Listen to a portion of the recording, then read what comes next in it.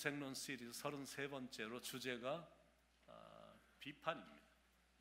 제가 지난번에 그 하나 인생, 우리 하나가 되자라는 그런 뜻으로 하나 인생을 전할 때도 우리 교회는 별로 상관없는, 굳이 강조 안 해도 될 것 같은 주제여서 좀 주저가 됐었던 좀 주제였었는데, 왜냐하면 우리는 이미 갈라진 마음이 하나도 없거든요. 하나잖아. 근데 오늘도 좀 주제가 이렇게 비판이라고 이렇게 주제를 잡아놓으니까 우리 교회하고는 별로 이렇게 해당되지 않는 것 같아 또 주저가 되긴 됐는데, 그래도 한 번은 하도록 성령님이 거룩한 부담을 주셔서 준비를 했습니다. 결론부터 말씀드리면, 성숙한 성도는, 참된 성도는 남을 비판하지 않는다, 남을 비방하지 않는다. 남을 꼭 비방하거나 비판해야 되면 사랑의 마음으로 한다. 이게 오늘 말씀의 이제 결론인 겁니다. 잠언 6장에 보면 하나님이 미워하시고 가증히 여기시는 것이 7가지가 나와요. 잠언 6장 17절로 19절에 보면, 곧 교만한 눈과 거짓된 혀와 무죄한 자의 피를 흘리는 손과 악한 계교를 꾀하는 마음과 빨리 악으로 달려가는 발과 거짓을 말하는 망령된 증인과 및 형제 사이를 이간하는 자이니라. 그러니까 첫 번째, 하나님이 너무 미워하시고 가증히 여기는 것은 교만한 눈, 거짓된 혀, 무죄한 자의 피를 흘리는 손, 악한 계교를 꾀하는 마음, 빨리 악으로 달려가는 발, 거짓을 말하는 망령된 증인, 형제 사이를 이간하는 입술. 이렇게 이제 7가지가 나오는데, 이 7가지 중에 하나님이 미워하시고 가증히 여기시는 7가지 중에 3가지가 이게 입술로 짓는 죄인 겁니다. 첫째는 거짓된 혀고, 두 번째는 거짓을 말하는 망령된 증인이고, 세 번째는 형제 사이를 이간하는 입술이다라는 거예요. 그러니까 내가 남을 비판하고 남을 판단하고 비방하는 것은 하나님이 정말로 미워하시는 것임을 우리가 알 수가 있는 겁니다. 겸손하고 착한 마음을 가진 사람은 남들을 비방하지 않거든요. 내가 누구한테 남을 감히 비방할 수가 있냐라는 겁니다.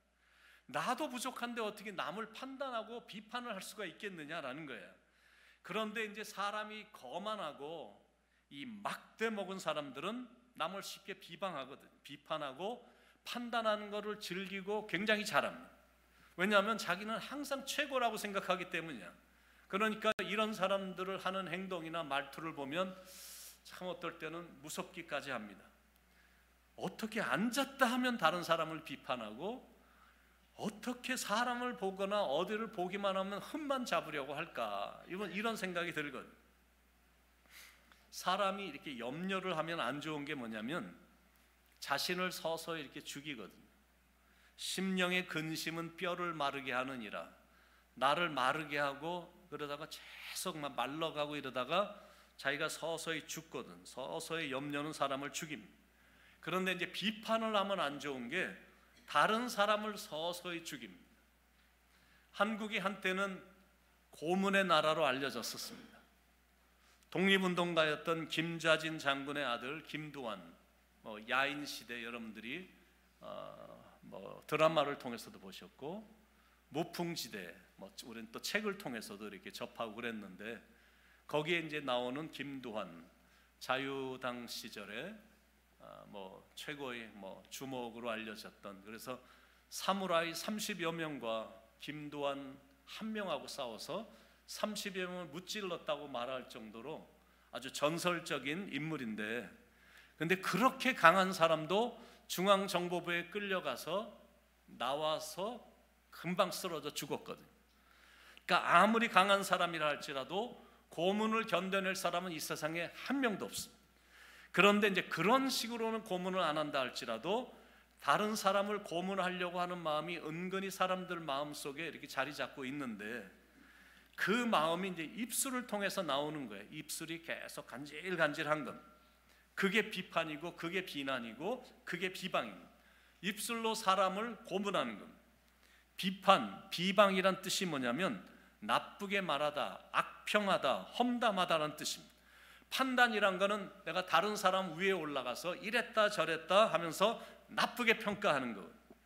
가끔 보면, 물론 정말로 지극히 가끔이지만, 상대방으로부터 받은 비방 때문에, 악한 글 때문에, 아니면 막 이렇게 해댄 그 비난과 비방 때문에 고민하다가 수치심을 이기지 못해서 스스로 목숨을 끊는 사람들, 스스로 목숨을 끊는 철없는 어린 학생들이 있죠. 그런데 더 심한 경우에는 없는 것을 막 있는 것처럼 막 뻥튀기 하고 막 크게 막 만들어 갖고 막 소문을 내고 막 이러니까, 이런 게 너무나 분하고 억울해서 자기를 비방한 사람을 찾아가고 죽이는 경우들도 지극히 적지만 그런 경우도 또 가끔 있습니다. 그러니까 비방이라는 것이 이렇게 악하고 잔인하고 무서운 겁니다. 인터넷에 남겨놓은 이 악플들을 보면 얼마나 말들이 험악하고 섬뜩한지 몰라. 왜냐하면 자기의 정체를 드러내지 않으니까 하고 싶은 비방의 불화살을 그냥 마구 쏘아대는 겁니다.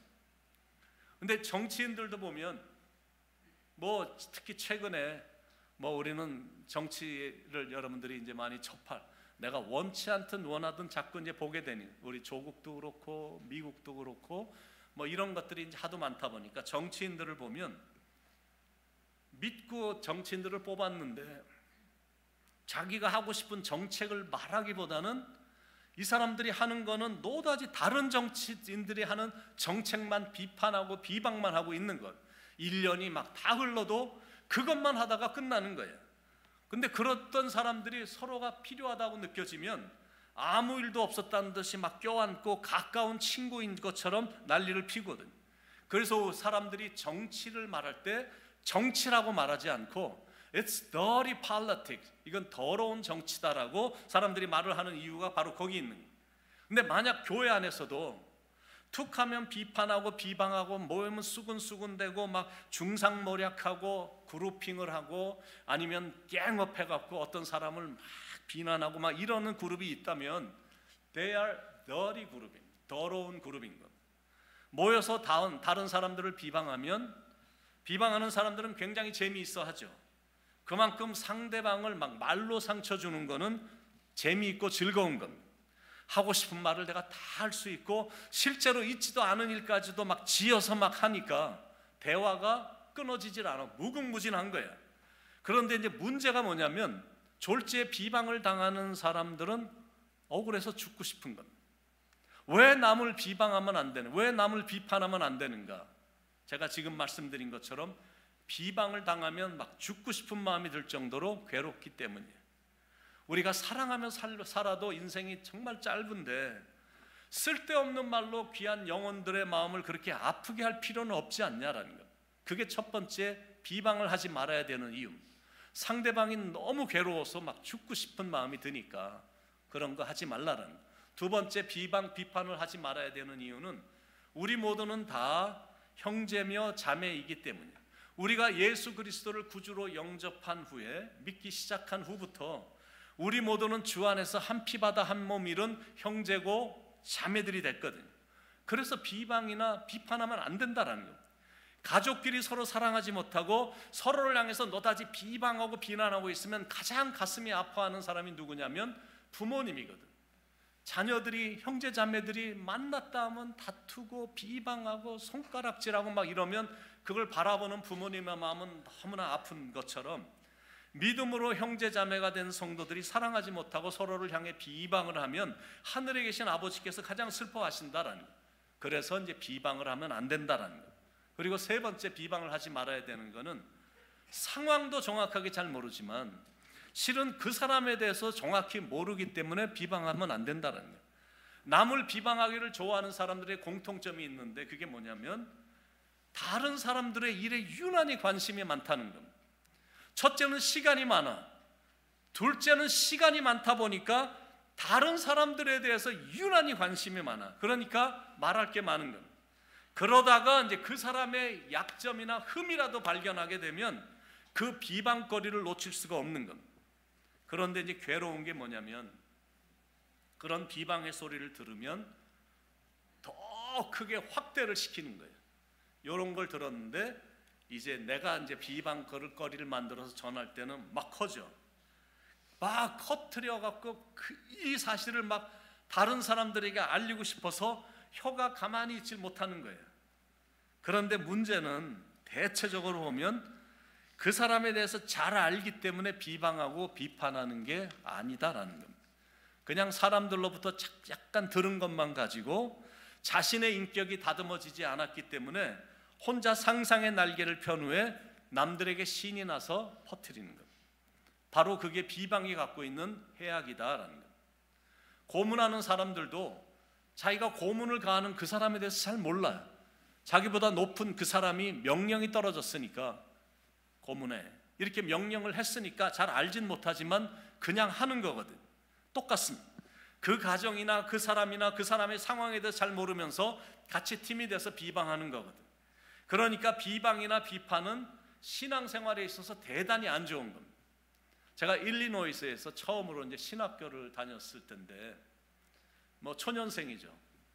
뭐 집사였다가 갑자기 이제 신학교를 들어갔는데, 근데 하루는 설교를 굉장히 잘하기로 소문난 아프리카에서 온 설교가가 이제 왔다라는 겁니다. 그래서 채플에서 그분이 설교를 하니까 이제 모이라고 이렇게 여기저기 이제 포스터를 붙여놨더라고요. 그래서 제가 신학교에 처음 들어왔으니까 좀 기대도 되기도 하고 설교를 그렇게 잘한다고 그래서 이제 한번 참석을 했습니다. 근데 참석을 해보니까 설교를 잘 하지 못하는 거예요. 첫째는 목소리가 힘이 전혀 없어. 그리고 두 번째는 얼굴엔 전혀 기쁨도 없어. 그러니까 느낌이 어떤 느낌이 드냐면 그냥 저 사람 시간만 때우다가 내려오는구나. 설교도 되게 못하네. 그래서 제 자신이 그때만 해도 신학생 초년생이었기 때문에 뭐 성숙하지도 못했기 때문에도 그런 이유이기도 하고, 그리고 워낙 맥없이 설교를 했기 때문에 실망이 돼갖고 제가 좀 아는 학생들하고 우리 미국 학생들하고 나오면서 제가 뭐 좀 철도 없기도 했고 성숙하지도 못하기도 했고 그래서 좀 비방을 좀 했거든요. 근데 나중에 들은 말인데, 설교하러 강단에 올라가기 바로 그 직전에 아프리카에서 아내가 죽었다라는 소식이 왔다라는 겁니다. 그러니까 그런 상황에서 그분은 외칠 수가 없었던 거예요. 뭐 외칠 수 없었던 정도가 아니라 그냥 강대상에 쓴 것만도 기적이죠. 그러니까 대체적으로 보면 이런 식이다라는 겁니다.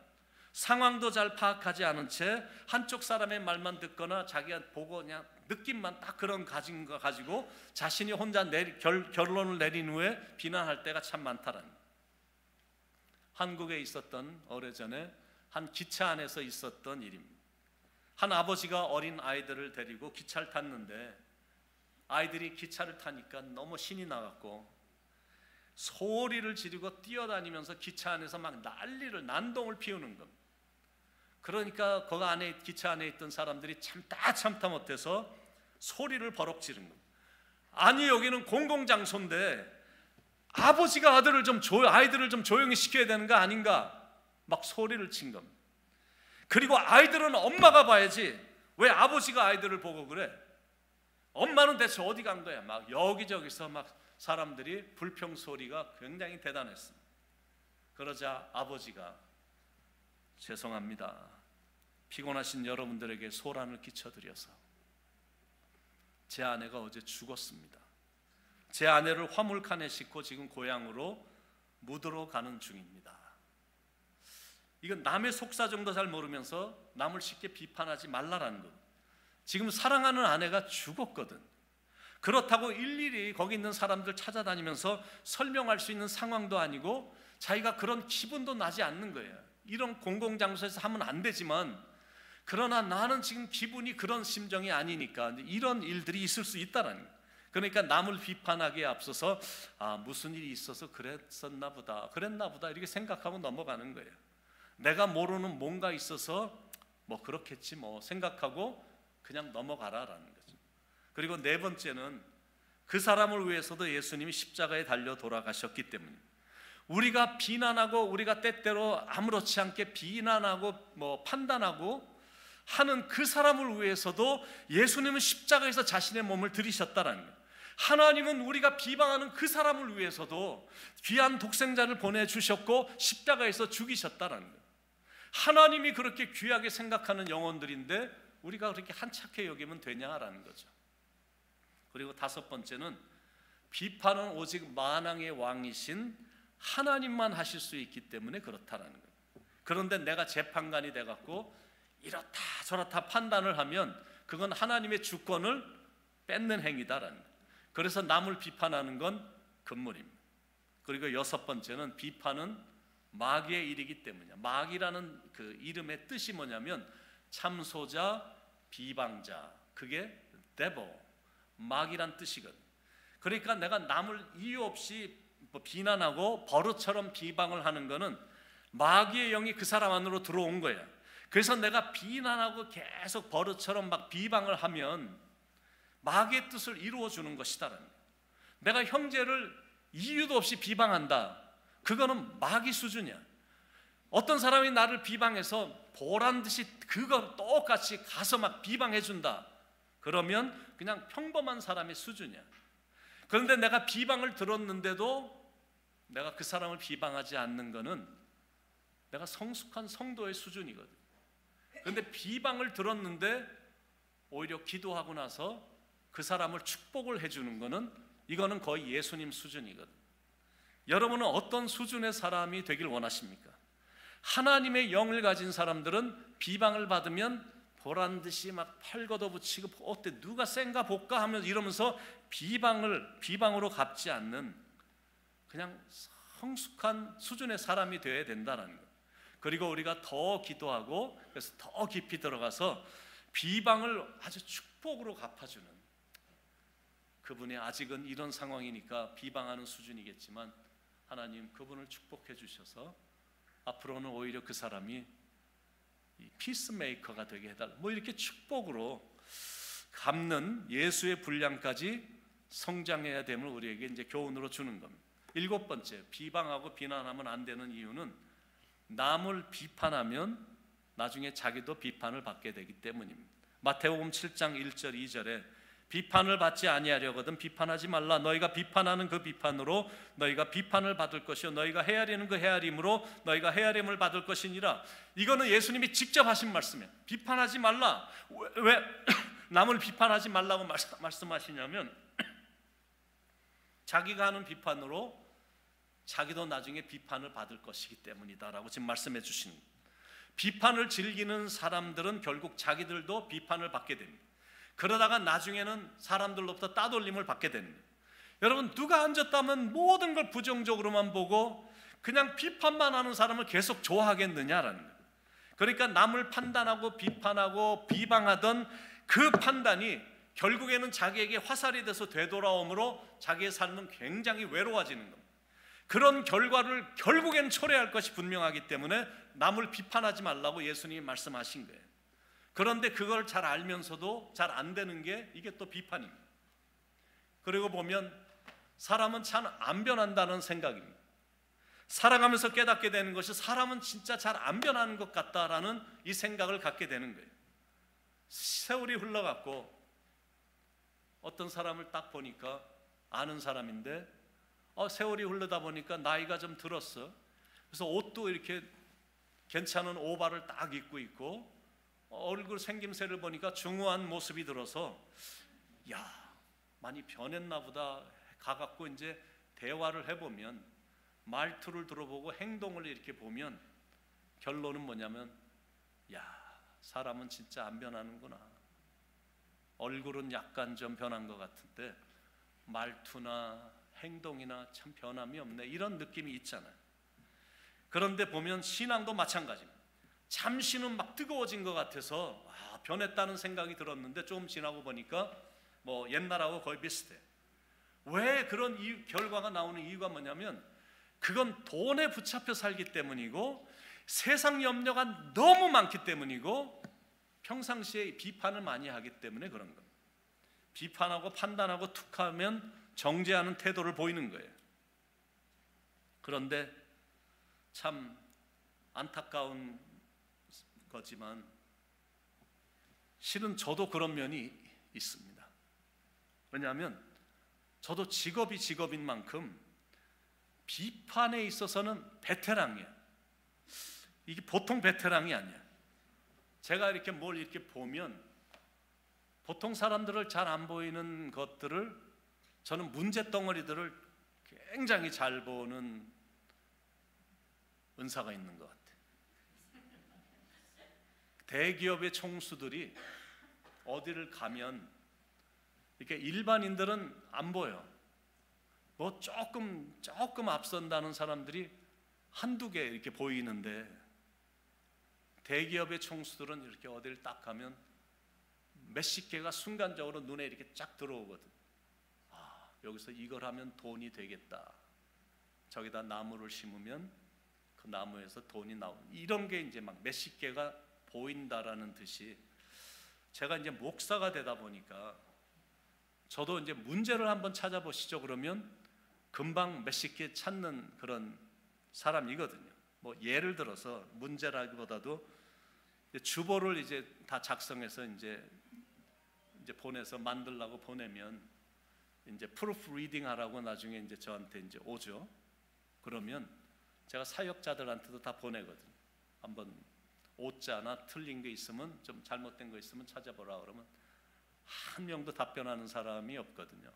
뭐 보이지도 않는지도 몰라도. 근데 페이지가 6페이지인데 저는 이렇게 6페이지를 딱 보면 한 30초만 봐도 어떤 문제, 어디가 잘못됐고 모양이 이상, 이런 게 그냥 한순간에 다 보이거든.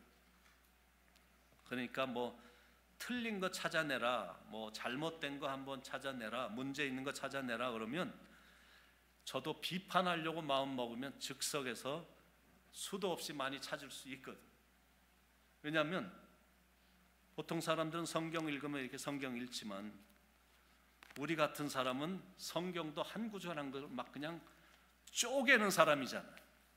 쪼개는 훈련을 신학교에 가서 하도 집중적으로 받아갖고 뭐 하나 준 다음에 읽은 다음에 이거를 쪼개고 여기서 문제를 발견해서 페이퍼를 써라, 뭐 이런 훈련만 계속 받아서 그런지 이게 그런 거에 굉장히 뛰어난데, 그러니까 이런 훈련 받은 걸 긍정적으로 사용하면 너무 좋은데 이런 것들을 부정적으로 사용하면 정말 안 좋은 거예요. 그런데 그랬던 사람이었는데 제가 이제는 성경을 좀 깊이 좀 들어가니까 입을 닫게 되는 겁니다. 신앙이 제가 얄팍할 때는 제가 꽤 잘난 줄 알고 입술을 열어갖고 너다시 막 노닥노닥거렸어. 처음에 신학교 좀 다니고 야 내가 진짜 이게 뭘 내가 이렇게 탁월했나? 이래갖고 막 어떤 가정에 문제가 있다 그러면 그냥 찾아다니면서 카운셀링도 얼마나 많이 하면서 조언을 많이 했는지 몰라. 그건 이렇게 하셔야 돼. 막 이래갖고 했어. 입을 막 노닥거렸는데 더 깊이 들어가니까 제가 입을 닫게 되는 겁니다. 그래서 제가 우리 교회 성도님들을 볼 때마다 느껴지는 게 있어요. 담임 목사로서 우리 성도님들은 진짜 대단하다, 이런 생각이 드는 거예요. 진짜 다 보일 텐데, 부족하고 흠이 많은 모습들이 정말 많이 들어올 텐데 눈에, 그런데 우리 성도님들은 조용하거든. 이렇다 저렇다, 왜 이럴 땐 이렇게 하지 않았느냐, 뭐 따지는 사람이 한 명도 없어. 성숙하기 때문이거든. 그런 성숙함으로 비판하려는 마음이 생기면 입을 팍 닫아버려야 된다는 거예요. 왜냐하면 자꾸 비판하면 자기 자신도 피폐해지지만 자꾸 비판하면 다른 사람도 이게 마르기 때문에 그렇습니다. 그래서 앞으로 우리가 꼭 기억해서 해야 될 일이 있습니다. 첫째는 인간관계를 파괴하는 비방이나 비판이나 판단하고 정죄하는 것을 하지 말자. 첫 번째. 두 번째, 남을 비방하고 판단하고 그리고 비판하고 정죄하는 일은 재판관이신 하나님께 다 맡겨드리자. 그 두 번째. 세 번째는 남을 판단하고 비판하려는 영적인 교만을 버리고 겸손하고 온유한 예수님의 부드러운 마음을 품고 모든 사람들을 대하자. 그겁니다. 너희 안에 이 마음을 품으라 곧 그리스도 예수의 마음이니. 주님 마음 내게 주소서. 내 아버지 주님 마음 내게 주소서. 나를 향하신 주님의 뜻이 이루어지도록 주님 마음 내게 주소서. 너희 안에 이 마음을 품으라. 이제 이런 마음을 품고 모든 사람들을 대하자라는 거죠. 그리고 네 번째는 모든 사람들과 더불어 화평을 이루고자 결심하자 이겁니다. 내가 비방하면 반드시 관계는 불화스러워지거든. 그런데 내가 사랑을 하면, 칭찬을 해주면 화평해지거든. 그러니까 그런 마음으로 내가 피스메이커, 화평을 만드는 사람이 돼야지 이렇게 결심하고 인생을 사는 거예요. 그리고 다섯 번째는 이 모든 걸 행동으로 옮기자는, 내가 아는 걸 행동으로 옮기고 생각 없이 내뱉는 비판이나 남을 업신여기는 마음은 하지 않도록 조심하고 항상 덕을 쌓는 일에 신경을 더 많이 쓰자라는 거예요. 예수님이 마태복음 7장 3절에서 왜 사람들이 비판하는지에 대한 이유를 이렇게 말씀하셨습니다. 어찌하여 형제의 눈 속에 있는 티는 보고 내 눈 속에 있는 들보는 깨닫지 못하느냐. 왜 너의 잘못은 못 보고 남의 잘못만 보냐라는 거거든. 그게 사람들이 비판하는 이유인 겁니다. 그래서 예수님이 이렇게 답변을 해주셨어요. 남의 잘못은 적게 봐라. 너의 잘못은 크게 봐라. 남의 잘못을 볼 때는 티처럼 작게 봐라. 그러나 네 잘못을 볼 때는 들보처럼 크게 봐라. 예수님이 하신 말씀이에요. 상대방의 티가 왜 보이냐면 여러분 눈 안에 있는 이 들보 때문에 그게 보이는 거거든. 그러니까 툭하면 비판하고 툭하면 흠만 보면서 지적하는 거거든. 왜 이 교회는 올겐이 없어? Why not? 올겐이 없으면 어때? 피아노가 있고 이런 악기가 있는데 왜 저 목사는 가운을 안 입고 강대상에 올라가서 설교하나? 그러면 어때냐라는 겁니다. 내가 수영복 입고 강대상에 올라갑니까? 양복을 입고 올라가잖아. 하여튼 사사건건 비판을 하는 사람들이 다른 교회에는 있어. 감사하게 우리 교회는 없어. 아마 제가 반바지 입고 올라와도 뭐 말할 사람은 없을 것 같긴 한데 가운은 안 입지 제가 대신 특별한 날을 제외하고는. 아니 왜 이 교회는 여자들밖에 안 보여? 왜 이렇게 이 교회는 나이 많은 사람들이 많아? 왜 저 목사 머리는 저렇게 하얀 거야? 왜 저 목사는 하얀데 염색도 안 하고 저래? 아니 저 목사 머리는 왜 저렇게 까만 거야? 왜 저렇게 머리가 길어? 옛날에 제비족 출신 아니야? 왜 저 목사 머리는 저렇게 짧은 거야? 귀순 용사 아니야? 사사건건이니까. 그러니까 여러분 느껴지는 게 있으시죠? 비난은 버릇이다라는 거예요. 비난은 버릇이야. 아니 버릇 정도가 아니라 정말로 위험한 습관이야. 그러니까 혹시라도 내가 이렇게 자주 비판하는 인생의 스타일을 살았다면 그동안, 이제는 비판하는 것 버릇은 정말 안 좋은 거니까 좀 그만 내려놓고 우리 덕을 쌓는 일에만 신경을 써야 된다라는 거예요. 들보라는 게 뭐냐면 큰 나무거든요. 들보가 없었다면 티 같은 거 보이지 않아. 여러분 안에 들보가 없었다면 비판하지도 않고 비방하지도 않고 판단하지도 않고 정죄하지도 않고 모든 걸 다 사랑스럽게 봤을 거거든. 그런데 모든 게 다 비판으로 보였고 정죄로 보였다면 여러분 안에는 사랑이 없고 들보만 있는 거예요. 여러분 눈에 티가 들어간 적이 있습니까? 그런 경험이 있으십니까? 눈에 티가 있어서 이거 이제 자기 힘으로 빼려고 그러면 눈이 열려지지 않아요. 자기 눈은 그렇게 열려지는 게 아니에요. 그래서 이제 다른 사람에게 이거 내가 뭐가 들어간 것 같은데, 티가 들어간 것 같은데 좀 봐달라고 부탁을 하면 막 강압적으로 막 이렇게 하거든요. 뭐 그러다가 안 되니까 막 눈을 막 그냥 까고 별거 다 해보는데 그것도 또 잘 안 돼. 잘 안 되면 병원에도 가고 그러는데 자기 눈 안에 있는 티 하나 뺀다는 것도 그게 쉬운 게 아니거든.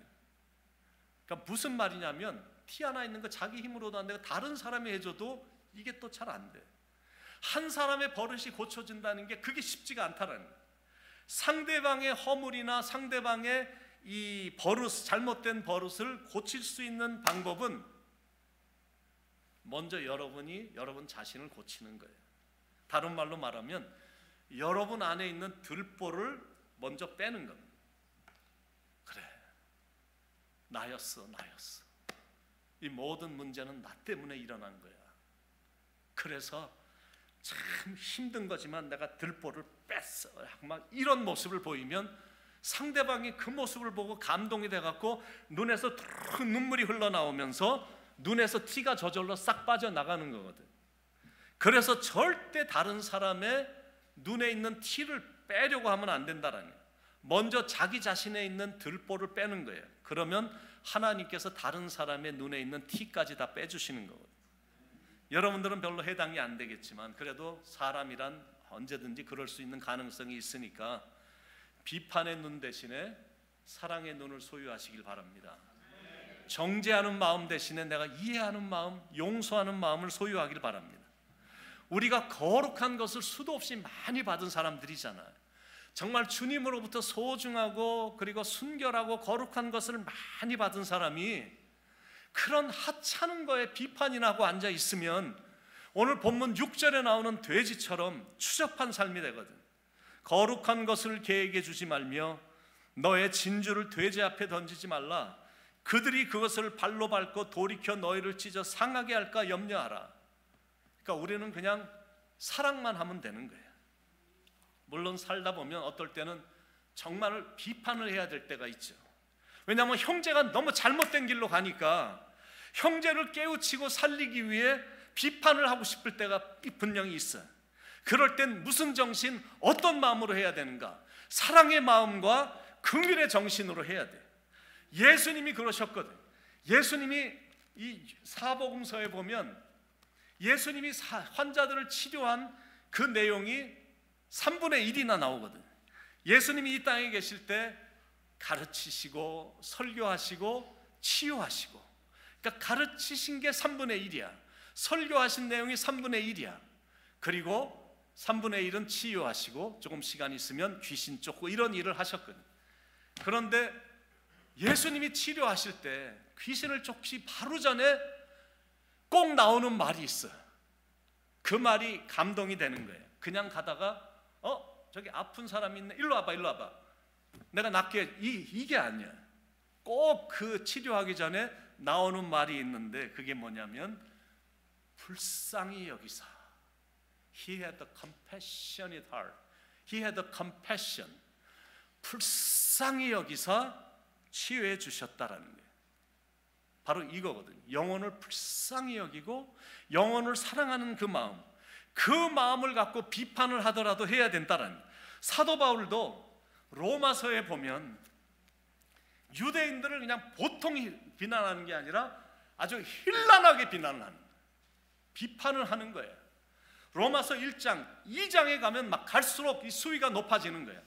막 힐난하게 비판을 하는데 그 이유가 뭐냐면 이 사람들 그대로 놔두면 하나님의 심판이 분명히 임할 거니까, 그래서 사랑의 마음을 가지고 돌아오라고, 이 길을 그만두고 하나님 앞에 돌아오라고 그렇게 비판을 한 거거든. 사랑이 없으면, 내 마음에 불쌍히 여기는 마음이 없이 비판을 하면 상대방은 반드시 상처를 받습니다. 그러니까 사랑이 없으면 비판을 하면 안 돼. 그러나 내가 그 사람은 진실로 사랑을 한다면 비판을 해도 되는 거. 왜냐하면 그거는 건강한 비판이기 때문이에요. 베드로전서 3장 8절로 11절에 마지막으로 말하노니 너희가 다 마음을 같이하여 채울하며 형제를 사랑하며 불쌍히 여기며 겸손하며 악을 악으로 욕을 욕으로 갚지 말고 도리어 복을 빌라. 이를 위하여 너희가 부르심을 입었으니 이는 복을 유업으로 받게 하려 하심이라. 그러므로 생명을 사랑하고 좋은 날 보기를 원하는 자는 혀를 금하여 악한 말을 그치며 그 입술로 괴유를 말하지 말고 악에서 떠나 선을 행하고 화평을 구하여 이를 쫓으라. 보소서 주님, 나의 마음은 선한 것 하나 없습니다. 그게 제 마음이야. 그게 솔직히 제 마음이거든. 선한 것 아무리 봐도 없어. 선한 게 하나도 없는데, 그런데 이렇게 매번 올라와서 성도들 앞에서 설교를 해야 되니까 제가 설교를 하기 바로 전에 얼마나 고민이 되는 게 많은지 몰라요. 내가 이런 마음으로 설교를 해야 되다니, 선한 것도 보이지도 않는데 내가 오늘 또 설교 또 나가서 설교를 해야 되다니, 이게 보통 고민이 아닌 거예요.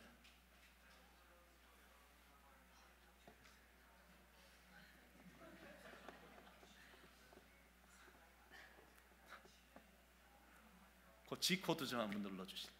제 입술이 썩 좋지가 않아요. 그래서 나의 입술로 범죄치 않기를 수없이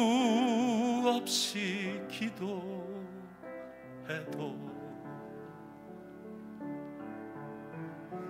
나의 입술은 오늘 하루도 남의 마음 아프게 했도다. 나는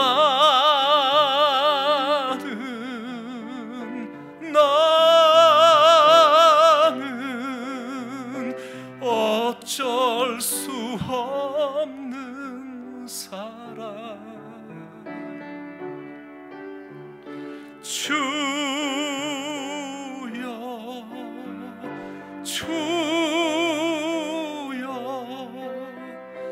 난 어찌하오리까.